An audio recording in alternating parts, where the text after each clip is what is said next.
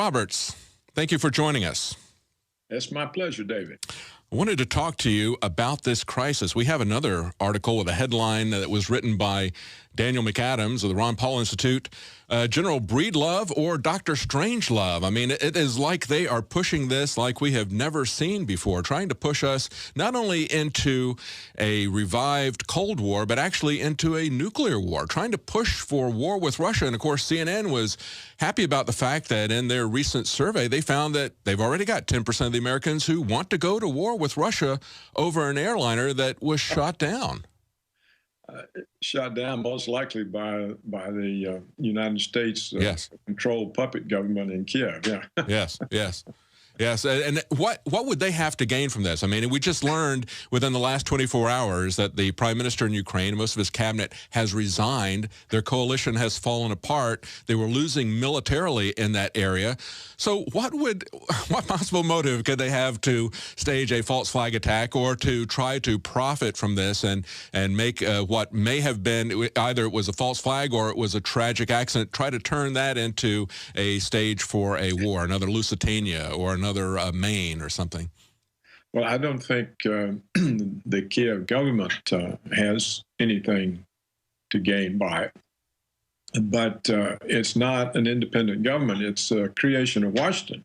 Yes. You have to remember the government resulted from the Washington orchestrated coup against the existing government that was overseen by Victoria Nuland. And the people who took power from the formerly elected government that was overthrown, they were Washington's selection. They were chosen by Victoria Nuland.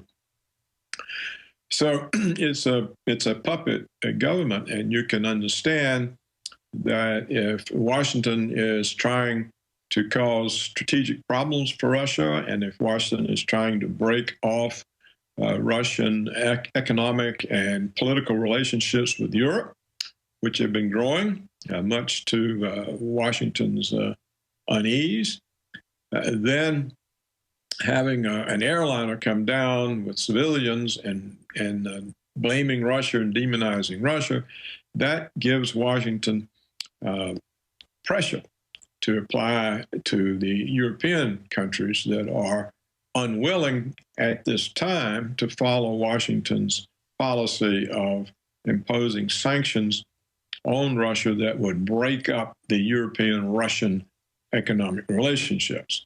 So clearly, Washington would have a motive. Now, of course, we don't know that Washington is any more responsible than the Russians. It may have been some form of accident or miscalculation. We do know that the Ukrainian government, though, was split. You know, you had the American stooges that were groomed to look publicly acceptable, and then you had the extreme right-wing elements that have roots back to the Nazis, and those parts of the government apparently are in disagreement because the reason the government failed was the right-wing elements pulled out. If the reports I've seen are correct, you never know. And so you have the conflict within the puppet government, and then you have Washington's management of this conflict. We know that Washington does have black op groups. They may be rogue groups. It may have been organized in that way. We just don't know. All we know is the Russians have released their satellite photos. And the only real evidence we have are those photos because Washington so far refuses to release its satellite photos. Yeah, there's been an amazing back and forth going on between the press, Matt Lee, going after the State Department spokesman and saying, release your information. Are you seriously saying that the only thing that you have to go on to pin this on the Russians is social media? And we've already seen yesterday it surfaced that there was a month-old video. If they're going to just go with social media, there's a month-old video from YouTube that had somebody saying a month ago that they were concerned because the plane that they were in was being tailed by Ukrainian fighters and that they dropped some bombs and then pulled away. Said, hey, they could set us up, get us shot down doing something like that. So if we're just going to have social media as our only standard, that is something people need to weigh that against. But people just don't find that credible that the American government would have no satellite pictures that they're willing to share of this. And, of course, the Ukrainian government has locked down everything from their air traffic controller. So there's no evidence coming out of the people who are doing the accusations, and yet it is really building. In your article here, you talked about General Philip Breedlove, who keeps repeating the phrase Russian aggression. Talk about that and the bill that's coming up that they put in the Senate. Well, what we know is whatever was the cause of the airliner coming down, Washington immediately seized on it to demonize Russia. Yes. And we've seen this demonization, and as you just pointed out, there's never any evidence provided in behalf of the accusations and insinuations against Russia. Well, what has now happened is, even though Obama had to permit U.S. intelligence to issue a statement to reporters that there was no evidence directly connecting Russia to the downing of the airliner. This is already now buried under the assertions and reassertions of Russian aggression, Russian aggression. So we have two things going on that really point toward a major war. One is Breedlove. He's a four-star general and NATO commander, American. And he has a plan that he is presenting at the NATO summit in September that requires an enormous buildup of military stockpiles, equipment on the Russian border such that troops could instantly attack Russia en masse. So he is mobilizing. His plan is to provide the provisions and supplies necessary for a massive response to Russia. Of course, the excuse is it will be to forestall or to deal with a Russian incursion from Russian aggression. But we don't have any evidence of any Russian war plans to attack Europe. We don't see any statements of Russian expansionism. We don't see any statements that the Russians see themselves as exceptional and indispensable people.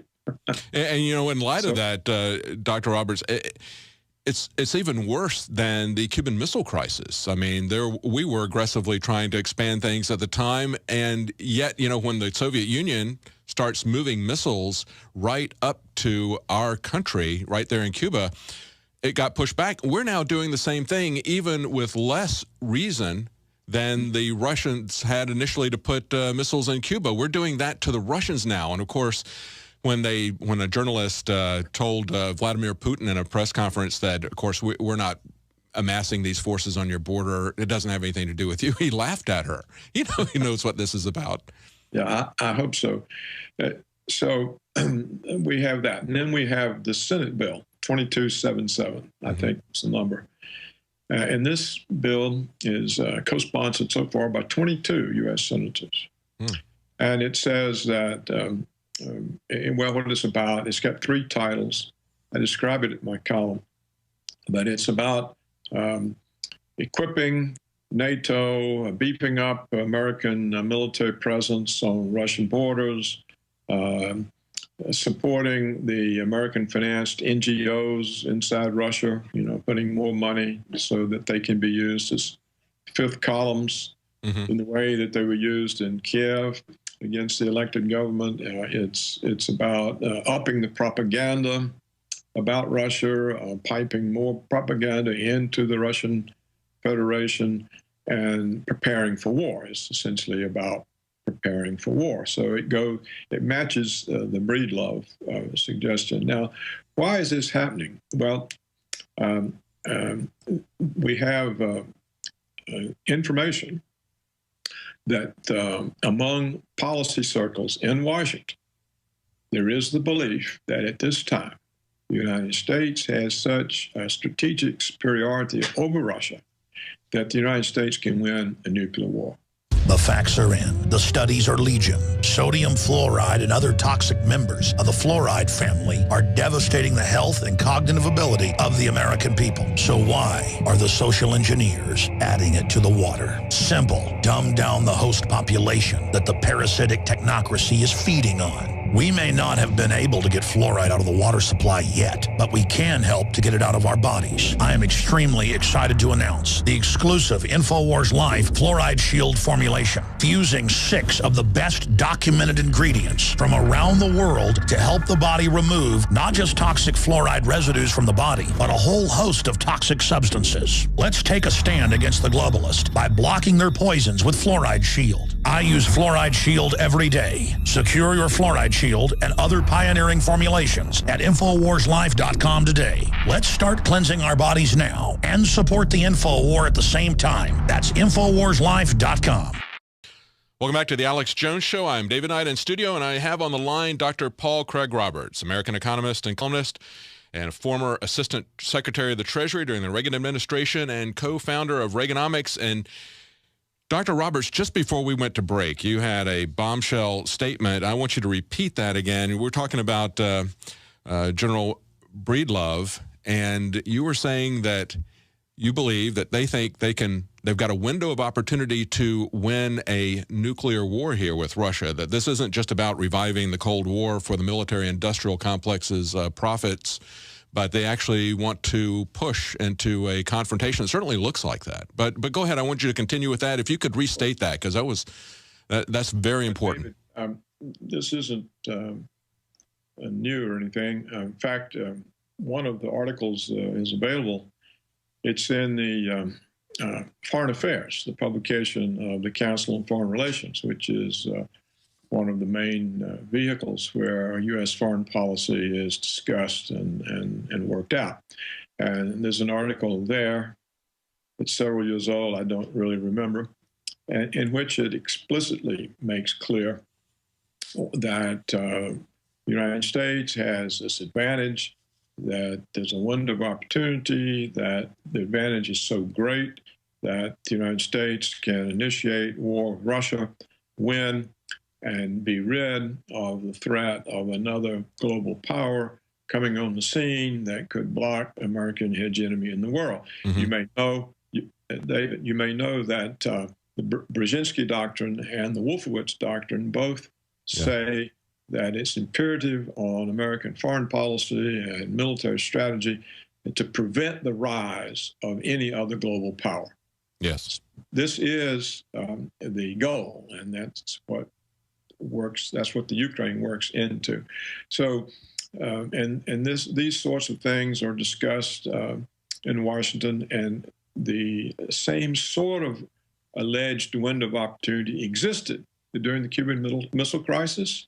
And the Joint Chiefs of Staff pressured President John F. Kennedy to allow them to initiate a first strike on Russia, on the Soviet Union. And the reason given was that they don't yet have delivery capabilities for their hydrogen bombs that can penetrate our airspace. And so we have a chance now to knock them out. Well, Kennedy went berserk. He said, "You people are crazy," and so on. And it's one of the reasons people who have spent their life studying the Kennedy assassination believe that the Joint Chiefs and the CIA were involved. Certainly. And now we have, though, a president who, very much unlike John F. Kennedy, wants to take advantage of these windows of opportunity. It's not just pressing this doctrine to win a nuclear war with their quote-unquote window of opportunity, but they've got a window of opportunity to completely remake the American economy. They've been talking about the Cloward and Piven strategy since the 1960s as well, and now they have an opportunity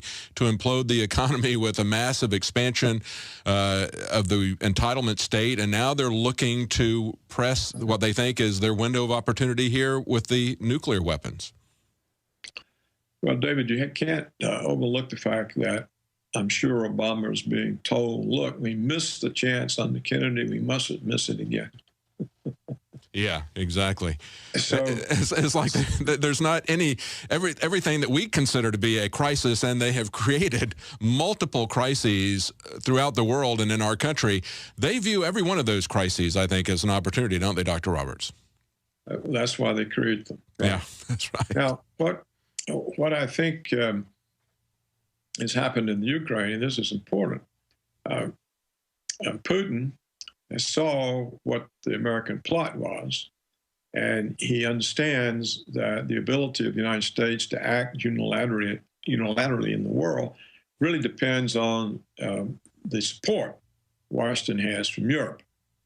And therefore, when he's faced with this sort of provocative militarism in Ukraine, he backed off of replying in any military way. He asked the Duma to rescind his authority to use Russian forces in Ukraine.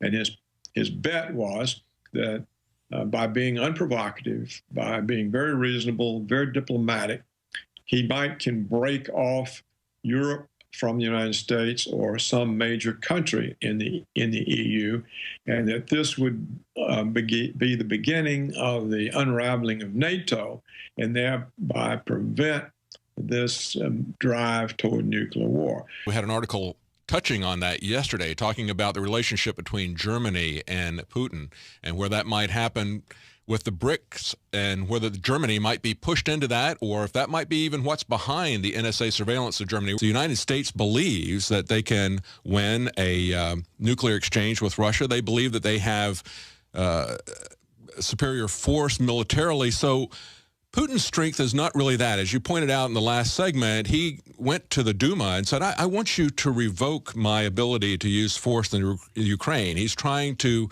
show the world that he's not aggressive militarily, and yet it looks as though they're going to be very aggressive in terms of economic changes. That's really where his strength is, isn't it, Dr. Roberts, with the BRICS? We just had an article yesterday where financial analyst Jim Willey said that he believes that Germany is secretly planning to join the BRICS. That would be Brazil, Russia, India, China, and South Africa, trying to set up an alternative to the unipolar system of the dollar. What is that going to do to us as Americans, Dr. Roberts, if they're successful in doing that? Well, you know, in my book, I wrote The Failure of Laissez-Faire Capitalism and Economic Dissolution of the West. Came out in English last year. It came out in German the year before. And in the book, I point out to German, because it was published in Germany, that they stand to gain most by being economically allied with Russia. And of course, the book's been read in Germany and discussed. And so this may actually be in their mind, or at least they are aware that they have an alternative to being tied down in the EU by the European Central Bank, by the European Parliament, and by Washington. But I don't think it's likely that we'll see Germany join the BRICS. This might happen some years from now as more countries do what the BRICS are doing, which essentially amounts to settling their international trade relations with one another in their own currencies without the use of the US dollar. So it is an abandonment by those 5 countries of using the dollar as a world reserve currency.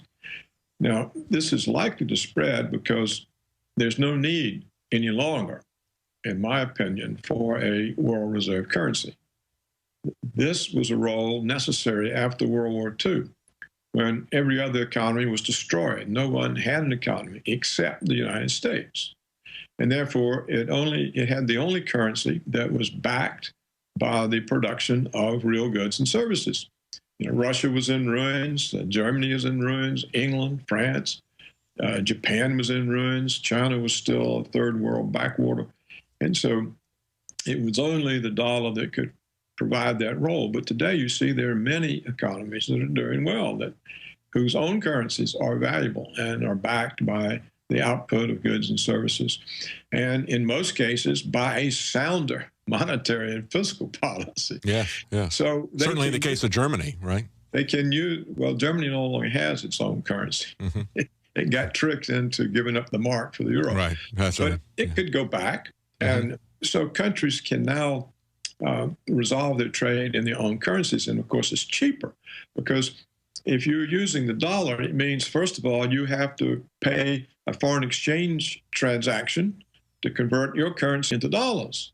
And then you use the dollars for payment, and then the country who receives the dollars, then it has to pay a foreign currency transaction to convert the dollars into its currency.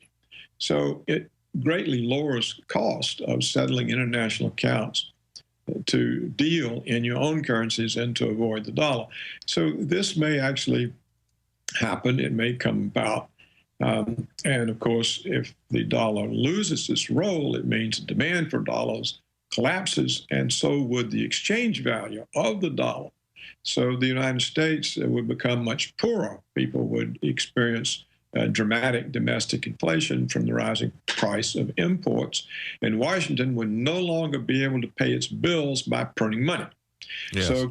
So the BRICS, in this sense, represent a major threat, and that would be another reason Washington might want to take out Russia, because Russia is one of the two foundations of the BRICS, along with China.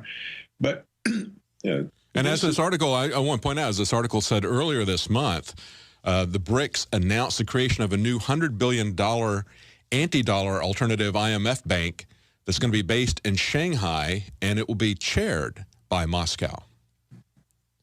Yes, they'll eventually have 100 million. Mm-hmm. You see, the IMF is used to loot countries for Western banks. Yes. And finally, the Russians and the Chinese and the Indians have caught on. Yeah.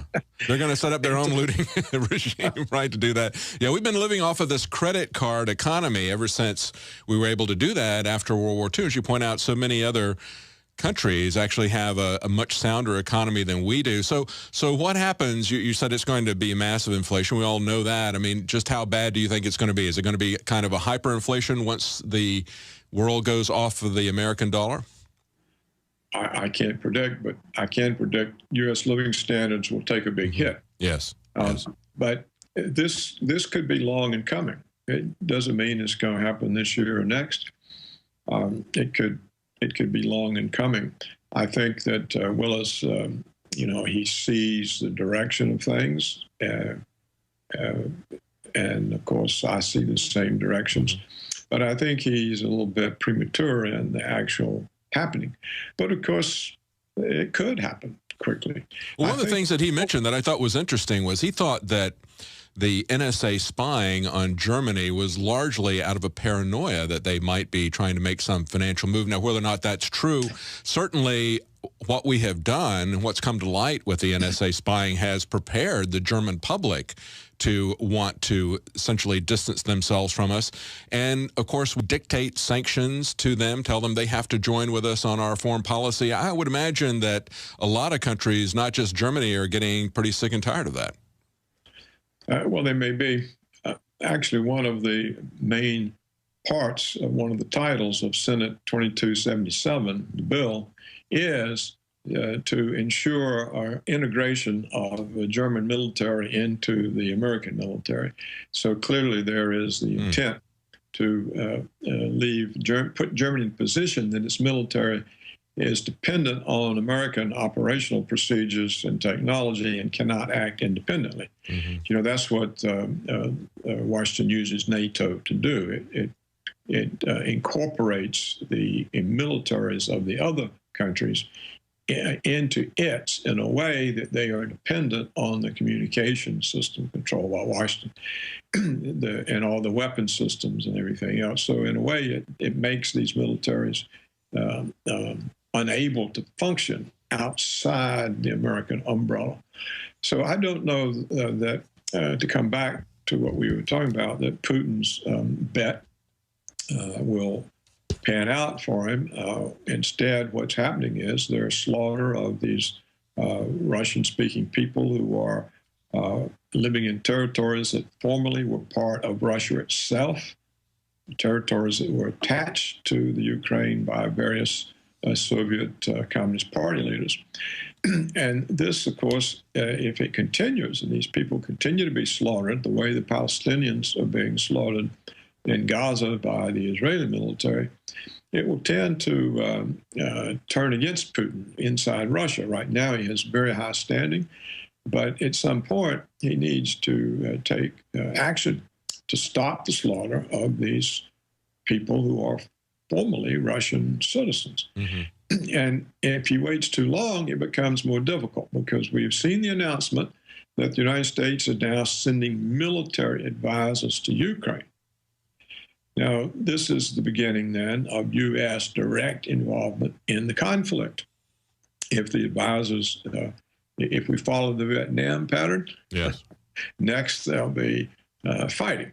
And so then this makes it harder for Russia to deal with the situation in a decisive way without encountering U.S. forces.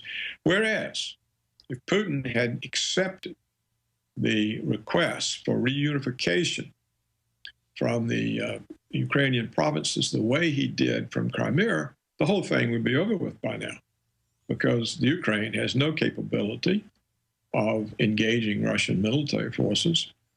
And Washington would not have had the time to build up all the propaganda against Russia. It would have shown Europe a very clear, decisive action by Russia.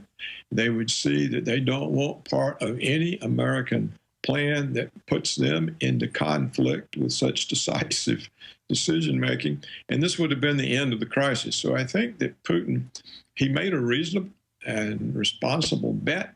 It hasn't worked.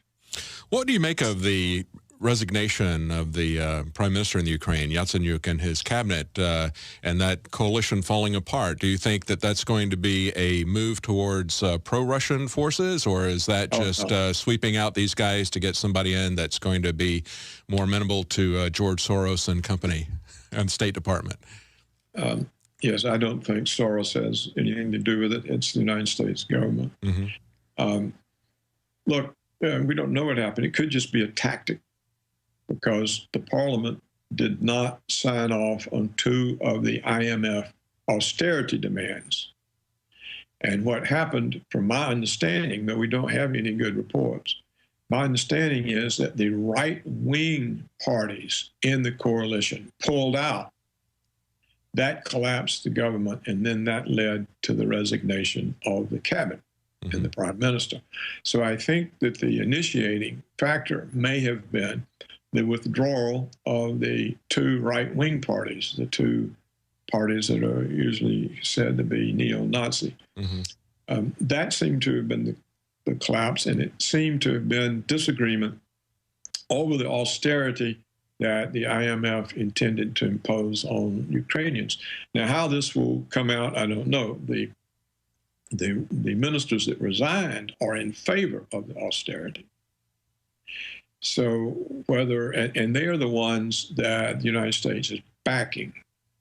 Well, now, of course, they're also going to have elections at this point. Maybe that's another way for them to establish more firmly their control, is to actually have elections for the first time. We hear the press over here always talking about how the self-appointed separatists in Crimea are there, but of course these guys are also just as self-appointed, and if they have the right and the ability to remove themselves from Russia, then of course that means that a subsection of their country also has the same human right to secede as self-government and that sort of thing. But we see that there's very little coverage, I think, actually, of what's going on.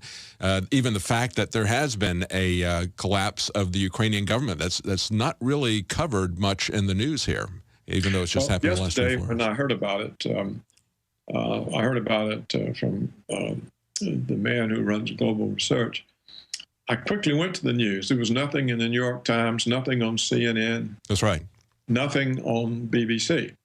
Now, I've since heard that last night the BBC had a program on it, but it was nothing on their website, and it had already occurred. So it may be that everybody was waiting to get Washington's spin on it before they reported it. That's probably what happened. It could also be what's happened, David, is that the puppet government there, which is inconvenienced by the right-wing elements to some extent, may have decided that the Ukrainians have had enough of those people, and therefore to collapse the government and Right. have elections might get rid of them. On the other hand, it is these right-wing elements that have the armed militias that were the first to attack the so-called separatists in eastern and southern Ukraine.